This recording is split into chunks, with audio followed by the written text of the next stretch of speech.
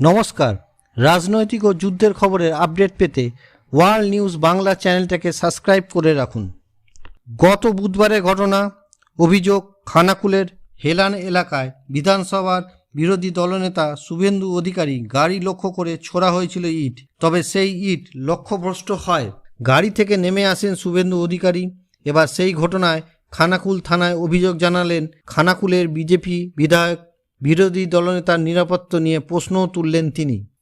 শনিবার বিকেলেই বন্যা নিয়ে প্রশাসনিক বৈঠক করে খানাকুলের রামমোহন 2 গ্রাম পঞ্চায়েত এলাকায় তোবারক ওরফে মহিদুল ছিলেন। পুর ও নগরোন্নয়ন মন্ত্রী ফিরদম হাকিম, তৃণমূলের তাবড় নেতারা যখন গ্রামে, সেই সময় দেখা গেল শনিবার সন্ধ্যায় খানাকুল থানায় লিখিত অভিযোগ দায়ের করলেন খানাকুলের বিজেপি বিধায়ক সুশান্ত ঘোষ।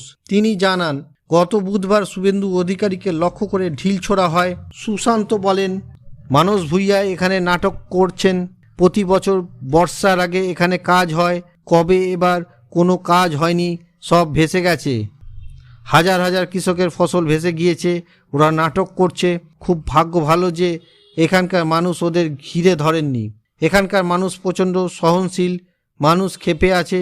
মিটিং বিডিও অফিসের ভেতরই হবে, রাস্তায় যেন না বের হন, তাহলেই বিপদ। সম্প্রতি খানাকুলের রামমোহন 2 পঞ্চায়েত অফিসের সামনে পুরসুমা বিধানসভার গৌরাঙ্গপুরে কন্যা সুরক্ষা যাত্রার অংশ নিতে গিয়েছিলেন বিধানসভার বিরোধী দলনেতা শুভেন্দু অধিকারী। সেখানেই শুভেন্দুর গাড়ি দেখেই রাস্তায় এক ব্যক্তি জয় বাংলা বলে স্লোগান দিতে শুরু করেন। দেখা মাত্রই গাড়ি থেকে নেমে পড়েন শুভেন্দু। ওই ব্যক্তির সামনে গিয়ে পাল্টা জয় শ্রীরাম স্লোগান দেন।